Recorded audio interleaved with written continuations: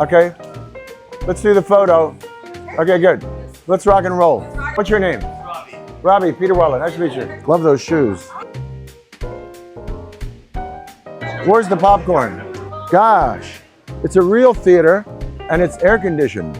Wait a minute, they got a hot dog? I'm gonna get you. You want a hot dog? Yes, I want a hot. Is that a hot dog or a hamburger? Movies. Gee, I wonder who's in them. This is an unstreamable film, so shout out to physical media. That's how I feel. It is incredible. This is like a true, Cronenberg is a visionary in so many ways, and getting to work with the remarkable Dr. Peter Weller, as you're going to see, is really a treat for all of us, because I would say Peter really commands the screen in every scene that he's in, and we have him here tonight.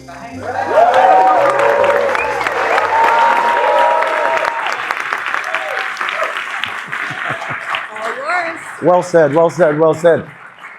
There's three things I want to say about this film. I read this book in 1968 when I was 19 or something like that. The book, Naked Lunch, by William Burroughs, was censored and blocked. And Los Angeles, as a matter of fact, was the very last place that blocked it in 1965. It took, from the time he finished it in 1958 to 1965, so many people found it pornographic, incendiary, horrible, and the whole thing is that he's writing a social history essentially like the book, using images of cartoons, etc., made-up characters, and it truly is a social shout-out to repression. You with me on that? Yeah. So here's the thing with Burroughs, and I was happy enough to meet him and hang with him for 6 months, and basically cathect him.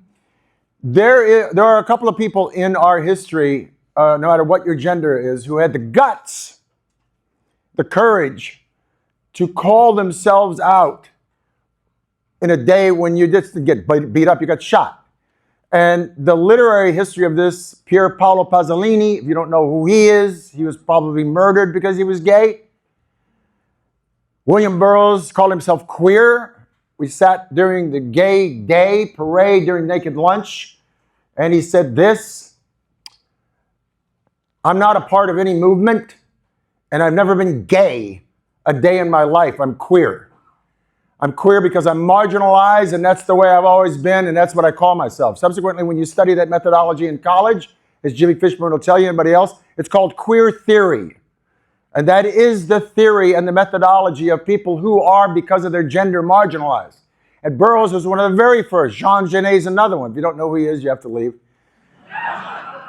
Jean Genet's another one. Gore Vidal's another one. These people spoke out against repression of gender way before it was hip. And the only person I know who was actually championing it outside of that was Marlon Brando, God bless him. So know this about that people tried to make this film, but this film is the book is a smorgasbord of incendiary hand grenades at repression. And people tried to write a script and make it, but it's almost like you got to animate it. You got to make the farthest out Gulliver's Travels version of a Marvel movie to make this, turn that book into something. You can't do it. And they tried. Cronenberg, a gifted human being, and I mean gifted, a sensitive, pulverizing, incisive, exploratory director, decided to brilliantly do the story of Burroughs, writing the book, using images from the book, and essentially tell us the writer's journey through it. You understand? Okay, that's what this movie is. And it is possibly one of the 2 or 3, Humphrey Bogart said, you're lucky if you make 2 or 3 that live beyond you. And I think I've made 2 or 3 that'll live beyond me. And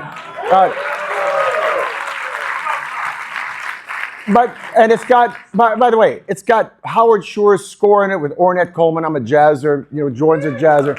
I never got to meet Ornette Coleman. I wanted to meet him so badly, but he plays in this thing. The score itself it's got Judy Davis, who is maybe the finest actress that ever, I mean, it's got Ian Holm. It's got my dear friend Julian Sands, who passed away, sadly. I want to shout out to Julian. I'm very self-conscious about my kids seeing it. And because it's got images and stuff, and you got to remember, in the book predicted AIDS, liposuction, crack cocaine, the suppression of religion going on now, back and forth. Doesn't matter your color or gender.